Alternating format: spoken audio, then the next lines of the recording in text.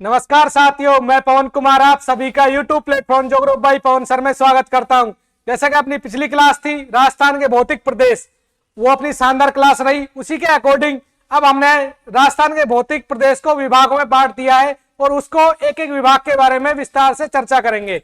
जिसका आपने देखा राजस्थान के थार का मरुस्थल, अब उसको भी हमने दो भागों में डिवाइडेशन किया है, शुष्क क्षेत्र और अर्ध शुष्क क्षेत्र। उनसे संबंधित जो भी क्वेश्चन है वो भी आपके सही हो जाएंगे और आगामी परीक्षा में भी आपके लिए बेनिफिट दिलाएंगे। तो हम इसी से स्टार्ट करते हैं और अपने जोश और होश से क्लासों को अच्छे से लो। राजस्थान में थार का मरुस्थल, मरुस्थल के बारे में जब हम चर्चा करते हैं तो उनसे संबंधित हमें यह जानने को मिलता है कि यहाँ की जलवायु कैसी है, क्लाइमेट कैसा है, उसी के अकॉर्डिंग मौसम कैसा रहता है, मृदा कैसी पाई जाती है, जो कि हमने पिछली क्लास में पढ़ा था। एज इट इज उसी रूप में हम इसके विस्तार से अध्ययन करेंगे। तो राजस्थान के भौतिक प्रदेश में थार का मरुस्थल के बारे में चर्चा करते हैं तो सबसे पहले हमारे ये बात निकल के आती है कि इसका विस्तार से संबंधित कितना परसेंट है, कितना परसेंट है। सबसे पहले थार का मरुस्थल संबंधित 85%। तो 85% पर तो राजस्थान में जो थार का मरुस्थल है उसका प्रसार है। राजस्थान के थार का मरुस्थल के साथ ही अलग अलग राज्यों में भी इसका विस्तार है। कौन कौन से में उससे संबंधित देखते हैं। तो 85% में तो किसमें है, राजस्थान में। उसी के साथ हम देखें तो 15% लगभग थार का मरुस्थल का किसमें भाग है, पाकिस्तान में। तो हमारे जो पड़ोसी देश है पाकिस्तान, उसमें भी कितना प्रसार है, 15%। उसी के साथ हम देखें आगे इसका विस्तार भारत में कितना है, राजस्थान में 82% और हरियाणा में, गुजरात और पंजाब में भी इसका प्रसार पाया जाता है। जो 85% राजस्थान में पाया जाता है उसी का हम परसेंटेज में डिवाइडेशन करते हैं तो लगभग राजस्थान में 82%, हरियाणा, गुजरात और पंजाब में इसका विस्तार है। उसी के साथ हम देखें थार का मरुस्थल में लगभग 640 किलोमीटर लंबा और 300 किलोमीटर चौड़ा रेगिस्तान का विस्तार है। अब देखो ये लगभग 640 किलोमीटर, कितना है, 640 किलोमीटर। उसी के साथ हम देखें इसकी जो चौड़ाई है वो चौड़ाई कितनी है, लगभग 300 किलोमीटर। तो लंबाई में देखें तो मरुस्थल का प्रसार कितना है, 640 किलोमीटर। उसी के साथ चौड़ाई में देखें तो 300 किलोमीटर। अब देखते हैं इसका कुल क्षेत्रफल कितना है। कुल क्षेत्रफल इसका 1,75,000 वर्ग किलोमीटर है, जो कि भारत राजस्थान का क्षेत्रफल कितना है, 3,42,239 वर्ग किलोमीटर। और इसमें मरुस्थल का विस्तार कितना है, 1,75,000 वर्ग किलोमीटर। ये भी देखते हैं हम कि जो काजरी के अनुसार है, ये तो किसके अनुसार है, डॉक्टर हरिमोहन सक्सेना, जिसकी पुस्तक चलती है राजस्थान का भूगोल, उसी में ये आंकड़ा दे रखा है 1,75,000 का। जबकि जो काजरी है उस संस्था के अकॉर्डिंग लगभग 2,09,000 के आसपास इसका विस्तार है। कितना, 2,09,000। तो इसको भी अंकित कर देते जिससे कि हमारे समझ में आए। 2,09,000 वर्ग किलोमीटर किसके अनुसार, काजरी के अनुसार। जो संस्था है ना काजरी, उसके अनुसार मरुस्थल का विस्तार का क्षेत्रफल कितना है, 2,09,000 वर्ग किलोमीटर। उसमें भी दो पॉइंट मिलेंगे आपको, एक तो मरुस्थल का विस्तार, एक मरुस्थल जो प्रसार वाला भाग है उसमें तो आपको 2,13,000 वर्ग किलोमीटर मिलेगा। उसी के साथ इसमें हम देखते हैं कि मरुस्थल, प्रॉपर मरुस्थल वाला स्थान, क्योंकि विस्तार में तो और जिले भी शामिल हो जाते हैं कि मरुस्थल का प्रसार हो रहा है। जबकि मरुस्थल के अंतर्गत जो मुख्य भूमि है वो अंकित की जाती है, वो कितनी है, 2,09,000 वर्ग किलोमीटर काजरी संस्थान के अनुसार। जबकि कृषि विभाग के अनुसार कितनी है, 1,75,000 वर्ग किलोमीटर। उसी के साथ देखें यहां पे सर्वाधिक जैव विविधता पाई जाती है। मतलब जो मरुस्थल प्रदेश है, सिर्फ मरुस्थल प्रदेश में भी राजस्थान जो थार का मरुस्थल है उसमें ही जैव विविधता सर्वाधिक किस मरुस्थल में पाई जाती है, थार के मरुस्थल में। तो इसलिए यह पॉइंट अंकित है कि सर्वाधिक जैव विविधता वाला मरुस्थल कौन सा है, थार का मरुस्थल। और वो भी जैव विविधता कहां पाई जाती है, राजस्थान में। उसी के साथ देखें इस प्रदेश को रुक्ष प्रदेश भी कहते हैं। कौन सा प्रदेश, रुक्ष प्रदेश भी नाम से जानते हैं राजस्थान के थार के मरुस्थल को। उसी के साथ देखें, थार के रेगिस्तान में एकाएक वर्षा होने से बालूकांत स्तूपों के मध्य निचली भूमि के गर्त जल क्षेत्र भर जाते हैं। इनको क्या कहते हैं? मरो। देखो, ये आपके रेगिस्तान में जो आपके बालू का स्तूप बनते हैं, क्या बनते हैं? बालू का स्तूप, कुछ इस प्रकार। अब इनके मध्य जब वर्षा वगैरह थोड़ी बहुत होती है तो उससे क्या होता है? गर्त के रूप में यहां पे जल भर जाता है। इस गर्त को किस नाम से जानते हैं रेगिस्तान में? मरहो के नाम से। किस नाम से? मरहो के नाम से। जबकि ये अलग अलग जगह अलग अलग नामों से जाना जाता है ये गर्त, क्योंकि ये उपजाऊ बन जाता है। जब इसका पानी सूख जाता है तो ये उपजाऊ वाला क्षेत्र बन जाता है मरुस्थलीय प्रदेश में। उसी के साथ देखें, इस मरुस्थलीय क्षेत्र में जहां जल बेसिन पाए जाते हैं उसके चारों ओर हरियाली विकसित हो जाती है। तो जो भी जल का क्षेत्र है मरुस्थलीय प्रदेश में, वहां पे चारों ओर हरियाली क्षेत्र पाया जाता है, मतलब बेसिन से बन जाता है। और उसी बेसिन में जो हरियाली वाला क्षेत्र है उसको क्या कहते हैं? नखलिस्तान। किस नाम से जानते हैं? नखलिस्तान। तो कौन कौन से बिंदु हो गए? एक तो 85% भारत में विस्तार है इसका और 15% पाकिस्तान में। अब जो 85% भाग है भारत में, वो भी कितने राज्यों में है? 4 राज्यों में। राजस्थान, उसके साथ गुजरात, उसके साथ हरियाणा और पंजाब। और राजस्थान में स्पेशल 82% इसका विस्तार है। उसी के साथ देखें, इसकी लंबाई चौड़ाई कितनी है? इसकी लंबाई देखें तो 640 किलोमीटर, चौड़ाई में हम देखें तो 300 किलोमीटर इसका विस्तार पाया जाता है। उसी के साथ इसका विस्तार का वर्ग क्षेत्रफल देखें तो 1,75,000 वर्ग किलोमीटर, जबकि काजरी संस्थान के अनुसार कितना है? 2,09,000 वर्ग किलोमीटर, जो कि मरुस्थल का है। और प्रसार की बात करें तो 2,13,000 वर्ग किलोमीटर। उसके साथ अगला पॉइंट, इसको रुक्ष प्रदेश भी कहा जाता है क्योंकि यह जैव विविधता सर्वाधिक पाई जाती है मरुस्थल में। उसी के साथ जो गर्त बनते हैं, जो बालू का स्तूपों के मध्य वर्षा के टाइम जो क्षेत्र गर्त के रूप में, खड्डे के रूप में बन जाता है, वहां पे वर्षा वगैरह निम्न वर्षा होने के कारण, वही जल भरने के कारण उस क्षेत्र को मरहो के नाम से जानते हैं। और वो सूखने के बाद वहां पे क्या जैव विविधता के रूप में अनेक जो जीव या उस फसल वगैरह या फिर कुछ उपजाऊपन के कारण जो हरियाली बन जाती है, उस हरियाली के वाले भाग को किस नाम से जानते हैं? नखलिस्तान। किस नाम से? नखलिस्तान। इसी के साथ हम आगे चले तो राजस्थान में मरुस्थल प्रदेश को 2 भागों में विभाजित करते हैं हम। किस नाम से? एक तो बालू का स्तूप युक्त और एक बालू का स्तूप मुक्त। जब हम थार के मरुस्थल के बारे में भौतिक प्रदेश में चर्चा कर रहे थे, जो विशिष्टता में एक विशेषता आई थी बालू का स्तूप युक्त क्षेत्र, तो उसी बालू का स्तूप युक्त क्षेत्र के कारण ही इसका 2 भागों में विभाजन करते हैं। 2 विभाग कौन कौन से हो जाए? एक तो बालू का स्तूप युक्त और एक मुक्त क्षेत्र, जहां पे बालू का स्तूप मिलते हैं, और दूसरा वाला भाग जहां पे नहीं मिलते। अब उसी के साथ देखें तो बालू का स्तूप होते क्या है? सैंड, ये पवन विंड के द्वारा मिट्टी का निक्षेपण या जमाव होता है, जिसे निर्मित संरचना को क्या कहता है? बालू का स्तूप। जब हवा के कारण मृदा का निक्षेपण होता है, कटाव होता है, कटाव होने के बाद वो जो धूल मिट्टी उड़ के किसी जगह जमा होती है, मतलब जमाव हो, इकट्ठा हो जाता है, उसी को क्या कहते हैं? निक्षेपण। और उसी निक्षेपण के कारण जो स्थलाकृति बनती है उसे क्या कहते हैं? बालू का स्तूप। किस नाम से जानते हैं? बालू का स्तूप। तो इसके बारे में राजस्थान में सर्वाधिक बालू का स्तूप किस जिले में पाए जाते हैं? तो जैसलमेर। राजस्थान में सर्वाधिक बालू का स्तूप कहां पाया जाता है? जैसलमेर। इससे संबंधित दूसरा क्वेश्चन क्या आता है कि राजस्थान में सभी प्रकार के बालू का स्तूप सर्वाधिक कहां पाए जाते हैं? एक तो है कि सर्वाधिक बालू का स्तूप कहां पाए जाते हैं? जैसलमेर में। और सर्वाधिक बालू का स्तूप के प्रकार, सभी प्रकार के बालू का स्तूप, वो कहां मिलते हैं? जोधपुर में। उसी के साथ पश्चिमी रेतीले मैदान का लगभग 58.50% क्षेत्र बालू का स्तूप युक्त क्षेत्र है, और जबकि 41.50% क्षेत्र क्या है? बालू का स्तूप मुक्त क्षेत्र है। जहां बालू का स्तूप पाया जाता है वो तो भाग कितना है? 58.50%। और जहां नहीं पाया जाता वो कितना है? 41.50%।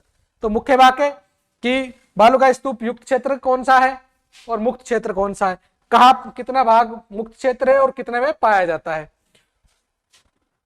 और सर्वाधिक कहां पाए जाते हैं? जैसलमेर में। उसी के साथ सभी प्रकार के बालू का स्तूप सर्वाधिक कहां पाए जाते हैं? जोधपुर में। यह बालू का स्तूप है जो विभिन्न प्रकार है, बर्क बरखान या अर्धचंद्राकार स्तूप, अर्ध अनुदैर्घ्य रेखीय बालू का स्तूप, अनुप्रस्थ बालू का स्तूप, पैराबोलिक बालू का स्तूप और तारानुमा बालू का स्तूप। उसी प्रकार इनकी आकृतियां भी दिखाई गई है जिससे कि इसको आसानी से समझ सकते हैं। अब इनके बारे में एक एक के बारे में चर्चा करेंगे हम, क्योंकि ये तो हमें क्या बालू का स्तूप युक्त क्षेत्र के बारे में हमने बताया है। उसी के साथ अब इनके प्रकारों के बारे में देखते हैं। तो प्रकार में देखते हैं तो बालू का स्तूप युक्त क्षेत्र में पहला प्रकार है बालू का जो स्तूप है वो कौन सा है, बरखान बालू का स्तूप। ये देखो ये बरखान है, दिखाई दे रहा है ना आपको, कुछ इस प्रकार। ये वायु जो हवा की दिशा है इस प्रकार है और ये मृदा का निक्षेपण हो रहा है, मतलब जमा हो रहा है, बालिका के रूप में ऊपर उठ रहा है और ये लगभग कुछ इस प्रकार कटाव भी दे रहा है। तो इसमें बढ़ते हैं, जब पवन के द्वारा मिट्टी का निक्षेपण अर्धचंद्राकार आकृति में हो जाता है। किस रूप में, अर्धचंद्राकार आकृति में। तो इस स्थलाकृति को किस नाम से जानते हैं, बरखान बालू का स्तूप नाम से। जब मृदा का निक्षेपण हवा की दिशा के अकॉर्डिंग जमाव हो जाता है और वो अर्धचंद्राकार के रूप में आ जाता है, आकृति बन जाती है, तो उसको क्या कहते हैं, बरखान। अगला हम देखें, बरखान बालू का स्तूप के दोनों भुजाओं के मध्य लगभग 100 से 200 मीटर की चौड़ाई है। अब ये जो डिस्टेंस है ये अर्धचंद्राकार है, इसमें डिस्टेंस कितनी है, लगभग 200 से 200 किलोमीटर, ठीक है, 100 से 200 किलोमीटर। इसकी और विशेषता क्या है कि इसकी ऊंचाई कितनी है, 10 से 20 मीटर। अब ऊंचाई की बात करें तो ऊंचाई कितनी है, 10 से 20 मीटर ऊंचाई, ठीक है। आगे हम देखें कि सर्वाधिक बालू का स्तूप गतिशील होते हैं, इसी कारण बरखान बालू का स्तूप मरुस्थलीकरण के प्रसार में योगदान देता है। इसकी दूसरी विशेषता यह है कि इसका विस्तार सर्वाधिक जल्दी रूप में होता है, क्योंकि हवा का निक्षेपण, हवा का प्रसार के कारण, निक्षेपण जल्दी होने के कारण ये दूसरे क्षेत्र में प्रवाहित हो जाते हैं या अपनी मृदा को निक्षेपण के रूप में जमा कर देते हैं, जिसके कारण ये मरुस्थलीकरण में सर्वाधिक योगदान देता है। किसमें, मरुस्थलीकरण में। उसी के साथ अगला देखें तो राजस्थान में बरखान बालू का स्तूप सर्वाधिक शेखावाटी, चूरू, भालेरी गांव में, एक बीकानेर में पाए जाते हैं। भालेरी गांव राजस्थान के चूरू जिले में स्थित है। देखो कहां पाया जाता है, एक तो भालेरी गांव, भालेरी गांव ये कहां पे, चूरू में। उसी के साथ हम देखें चूरू के अलावा ये कहां मिलता है, बीकानेर में, बीकानेर में, ठीक है। तो हम जो बरखान है वो कहां पाया जाता है, चूरू में, भालेरी गांव में और बीकानेर जिले में इसका प्रसार है। इसकी औसतन जो दोनों भुजाओं के मध्य 100 से 200 किलोमीटर होती है और ऊंचाई कितनी है, 10 से 20 मीटर। तो ये हो गया आपका बरखान, इसे ही अर्धचंद्राकार बालू का स्तूप कहते हैं। दूसरा प्रकार देखें हम बालू का स्तूप का, तो दूसरा कौन सा है, अनुप्रस्थ बालू का स्तूप। कौन सा है, अनुप्रस्थ बालू का स्तूप। ये देखो कुछ इस प्रकार, ये आपकी सैंड है, मतलब भूपटाले स्थलाकृति है, इसमें हवा का वेग इस है, ये कुछ इस प्रकार है, लहर रूप में। जब पवन के द्वारा मिट्टी का निक्षेपण पवन की दिशा के समकोण हो, ये मिट्टी का प्रसार है, ठीक है, हवा का वेग किसे हो, समकोण, मतलब उसके सामने ही एज इट इज, तो उसको क्या कहते हैं, अनुप्रस्थ बालू का स्तूप। राजस्थान में अनुप्रस्थ बालू का स्तूप सामान्यतः जोधपुर, बीकानेर और बाड़मेर में पाया जाता है। तो कहां कहां पाया जाता है, जोधपुर, बीकानेर और बाड़मेर। और इनकी विशेषता क्या है कि हवा के समकोण पर, मृदा के हवा का समकोण होता है, उसे क्या कहते हैं, अनुप्रस्थ बाड़मेर, ठीक है। ये आपका कौन सा था, अनुप्रस्थ बालू का स्तूप। उसी के साथ हम अगला देखें, एक एक बालू का स्तूप की मुख्य भूमिका है कि किस किस प्रकार का है, उससे संबंधित क्वेश्चन आते हैं कि किस जगह मिलते हैं, ये भी क्वेश्चन आते हैं। पहले तो हमने आप पढ़ लिया कि सर्वाधिक जो बालू का स्तूप कहां मिलते हैं, जैसलमेर में, और सभी प्रकार के सर्वाधिक जोधपुर में। उसी के साथ जो आपका अनुप्रस्थ प्रकार का था वो कहां मिलता है, जोधपुर, बीकानेर, बाड़मेर में। और अनुदैर्घ्य था वो चूरू के भालेरी गांव में, चूरू के भालेरी गांव में। तीसरा कौन सा है आपका, अनुदैर्घ्य बालू का स्तूप, अनुदैर्घ्य बालू का स्तूप। ये कुछ इस प्रकार, इसकी हवा की दिशा लगभग क्या है, दोनों ओर से, और ये एक रेखीय रूप में है। किस रूप में, रेखा रूप में। अनुदैर्ध्य बालू का स्तूप रेखीय बालू का स्तूप है। इस रेखा के द्वारा मिट्टी का निक्षेपण पवन की दिशा के समांतर होता है, कुछ इस प्रकार लहर के रूप में। इधर से भी विंड चल रही है, हवा चल रही है, और इधर से भी हवा चल रही है। ठीक है, तो इसे रेखीय प्रकार का भी बालू का स्तूप कहा जाता है। अनुदैर्ध्य बालू का स्तूप सामान्यतः नदियों के बेसिनों के पास अधिक पाए जाते हैं, लूनी बेसिन और जवाई बेसिन व घग्गर बेसिन। तो इसका विस्तार कहां पाया जाता है? लगभग नदियों के बेसिनों के पास। और नदियों का बेसिन कौन कौन सा है थार के मरुस्थल में? एक तो लूनी है, एक जवाई है, और एक घग्गर है। नदी बेसिन के पास कौन सा मिलेगा? अनुदैर्ध्य। उसी के साथ राजस्थान में अनुदैर्ध्य बालू का स्तूपों का विस्तार सर्वाधिक जैसलमेर, बीकानेर। पहला स्थान में देखें तो सर्वाधिक जैसलमेर में, दूसरा बीकानेर में। ये कुछ बालू का स्तूपों की आकृतियां हैं, जिससे हमें यह क्वेश्चन आया कि अनुदैर्ध्य प्रकार के बालू का स्तूप कहां मिलते हैं, अनुप्रस्थ प्रकार के कहां मिलते हैं, और सर्वाधिक सारे प्रकार के कहां मिलते हैं, उससे संबंधित क्वेश्चन आता है। उनकी आकृति के बारे में बस ध्यान रखना कि कौन कौन सा किस किस प्रकार की आकृति का है, कि हवा का वेग किस ओर है। जो चौथा प्रकार का है वो कौन सा है? पैराबोलिक बालू का स्तूप। कौन सा? पैराबोलिक बालू का स्तूप। देखो, ये आपको बालू का स्तूप ये लैंड पे दिख रहा होगा। ये जो स्थलाकृतियां है, ये स्थलाकृतियां है। देखो, सारे जो आपके बालू का स्तूप है उसके पीछे की ओर झाड़ियां हैं, कुछ झाड़ियां हैं, और उन्हीं झाड़ियों के पास में ही ये बालू का स्तूप बन रहे हैं, आकृतियां। तो मतलब किसी भी आकृति के, किसी भी झाड़िया के पहले जस्ट जो बालू का स्तूप बनते हैं वो कौन से है? पैराबोलिक। देखो, पैराबोलिक बालू का स्तूप परवलयिक बालू का स्तूप भी कहा जाता है। इसके विपरीत ये महिलाओं के बालों के हेयर पिन के जैसे बालू का स्तूप पैराबोलिक कहलाता है। हेयर पिन देखिए ना, महिलाओं की हेयर पिन, उसके अकॉर्डिंग दिखता है। राजस्थान पैराबोलिक बालू का स्तूप सामान्यतः जैसलमेर, बीकानेर, बाड़मेर, जोधपुर में अधिक पाए जाते हैं। पैराबोलिक बालू का स्तूप राजस्थान में सर्वाधिक पाए जाते हैं, क्योंकि पैराबोलिक बालू का स्तूप सभी मरुस्थलीय जिलों में मिलते हैं। दूसरी खास बात क्या है इसकी, कि जो पैराबोलिक बालू का स्तूप है लगभग राजस्थान के थार के मरुस्थल में प्रसार में जो जो जिले हैं उन सभी जिलों में मिलता है, क्योंकि ये मरुस्थलीकरण में सर्वाधिक योगदान भी देता है, और सारे बालू का स्तूप वाले क्षेत्र में भी ये पाया जाता है। और महिला के हेयरपिन के जैसी आकृति है, ये आपकी झाड़ियों के पहले जस्ट पैराबोलिक बालू का स्तूप। अगला हम देखें तो अगला आ जाता है आपका तारानुमा बालू का स्तूप।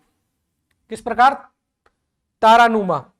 आपने देखा है तारा लगभग कई सिरों के रूप में विभाजित होता है ना, उसी रूप में इसमें हवा की दिशाएं लगभग सभी दिशाओं से प्रसार हो रही है, तभी सभी दिशाओं से प्रवाहित हो रही है।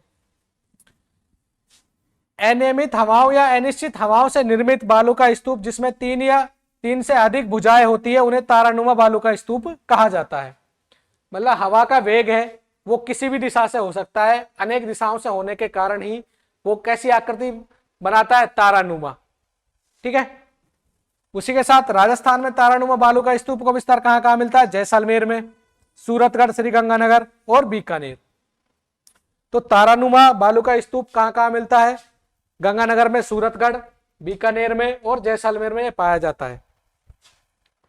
इसकी जो अनियमित हवाओं के कारण हवाओं में इसकी जो भुजा है वो 3 से अधिक हो जाती है। ये कौन सा है? तारानुमा बालू का स्तूप। तो ये आपके बालू का स्तूप थे जो अलग अलग आकृतियां थी। अलग अलग आकृतियों बनने का रीजन क्या है? हवाओं का वेग के कारण, क्योंकि हवाओं की दिशाओं के कारण ही तो धूल मिट्टी उड़ के जाएगी और उसी के कारण ही तो ये आकृतियां शेप में रूप में जमाव करेगी। अब बात करते हैं कि राजस्थान में बालू का स्तूप मुक्त क्षेत्र तो कितना था? 41 पॉइंट लगभग कुछ 41% वाला भाग कितना था? बालू का स्तूप मुक्त क्षेत्र, और 51% बालू का स्तूप युक्त क्षेत्र था। अब मुक्त क्षेत्र में देखते हैं, ये जैसलमेर, बाड़मेर और प्लस जोधपुर, जैसलमेर, बाड़मेर और जोधपुर का चट्टानी क्षेत्र भी कहते हैं। देखो ये मैप में आप देख रहे हैं, ये आपका थार का मरुस्थल है और इसी में ये वाला भाग है बालू का स्तूप मुक्त क्षेत्र, बालू का स्तूप मुक्त क्षेत्र। बालू का स्तूप मुक्त क्षेत्र में कौन कौन सा? जैसलमेर, बाड़मेर और जोधपुर, तीनों वाले भाग में है। अब इसी में देखें कौन से काल में है। टर्सरीय प्लिस्टोसिन काल की परतदार चट्टानों का बाहुल्य मिलता है। टेथिस के अवशेष चट्टानी समूह चूना पत्थर की चट्टानें मुख्य है। वनस्पति अवशेष व जीवाश्म भी पाए जाते हैं, क्योंकि यहाँ पे बालू का स्तूपों का प्रसार नहीं हो पाता, क्योंकि यहाँ पे का जो स्थल मंडल है वो किस प्रकार है? लगभग चट्टानी प्रकार का, और चट्टानी प्रकार का होने के कारण यहाँ पे बालू का स्तूप मुक्त क्षेत्र कहलाता है। और ये कहाँ पे? जैसलमेर, जोधपुर और बाड़मेर वाले हिस्से में। इसमें वनस्पति अवशेष और जीवाश्म पाए जाते हैं। जो थार के मरुस्थल में जीवाश्म मिले हैं, वो जीवाश्म कहाँ मिलते हैं? बालू का स्तूप मुक्त क्षेत्र में, क्योंकि बालू का स्तूप युक्त क्षेत्र में होता तो जीवाश्म दब जाते, और यहाँ पे क्या है? चट्टानी प्रकार की स्थल मंडल है, इसी कारण यहाँ पे क्या मिलते हैं? वनस्पति अवशेष और जीवाश्म। जैसलमेर के राष्ट्रीय मरुधान में स्थित आकलवुड फॉसिल पार्क, कौन सा? आकलवुड फॉसिल पार्क, ये कहा है? जैसलमेर में। और यहाँ पे क्या पाए गए? वनस्पति अवशेष और जीवाश्म पाए गए। उसी के साथ इस प्रदेश की अवसादी शैलों में भूमिगत जल का भारी भंडार पाया जाता है, जिसे लाठी सीरीज के नाम से भी जाना जाता है। ये लाठी सीरीज क्या है? भूगर्भित एक जल पट्टी है। क्या है? भूगर्भित एक जल पट्टी है, जिसके कारण ये जल का प्रसार है आंतरिक रूप से। ये टर्सरी कालीन चट्टानों में गैस, खनिज तेल के व्यापक भंडार, बाड़मेर, गुड़ामलानी, बायतू में, जैसलमेर में तेल व गैस के व्यापक भंडार मिलते हैं। और क्या क्या विशेषता है इसकी बालू का स्तूप मुक्त क्षेत्र की? तो देखें, इसमें व्यापक रूप से बाड़मेर, गुड़ामलानी, बायतू, इसमें तो क्या मिलते हैं? गैस व खनिज तेल। उसी के साथ जैसलमेर में तेल व गैस के व्यापक भंडार है। तेल व गैस के व्यापक भंडार कहाँ है? जैसलमेर में। जबकि खनिज तेल और गैस का टर्सरी काल से व्यापक भंडार बाड़मेर, गुड़ामलानी और बायतू में है। ठीक है, ये जरूर याद रखना, खनिज संपदा के रूप में, और आकलवुड फॉसिल पार्क के रूप में। आगे हम देखते हैं, तो अगला जो विभाजन है वो कौन सा है अपना? बालू का स्तूप मुक्त प्रदेश, जिसमें बालू का स्तूप नहीं पाया जाता, मुक्त प्रदेश से संबंधित ही था। इसकी मुख्य भूमिका किसमें है? जो महत्वपूर्ण बिंदु है इसका वो कौन सा है? लाठी सीरीज। लाठी सीरीज जैसलमेर जिले में पोखरण से मोहनगढ़ तक पाकिस्तान की सीमा के सहारे फैला हुआ है। जैसलमेर में कहां से कहां तक? पोखरण से मोहनगढ़ तक लगभग कुछ इस प्रकार पाया जाता है। ये कौन सी? लाठी सीरीज। लाठी सीरीज ये क्या है? भूगर्भिक जल पट्टी, भूगर्भित जल पट्टी। और ये जैसलमेर है जो बॉर्डर पे पड़ता है, इसी कारण जैसलमेर पाकिस्तान की सीमा की ओर प्रसार हो रहा है इसका, लाठी सीरीज का। ये एक भूगर्भिक जल पट्टी है, भौगोलिक बेल्ट है, जिसमें पृथ्वी के अंदर जल वृत्त की चौड़ी पट्टी पाई जाती है, इसी कारण इसको लाठी सीरीज क्षेत्र कहा जाता है। यहाँ टर्सरी कालीन अवसादी चट्टानों में तेल व गैस के भंडार मिलते हैं। यहीं पर चांदल नलकूप कम गहराई में अधिक पेयजल आपूर्ति करती है। यहाँ की एक चीज और है, चांदल नलकूप। क्या है? चांदल नलकूप। यहां से क्या है? पेयजल की सुविधा उपलब्ध है, चांदल नलकूप,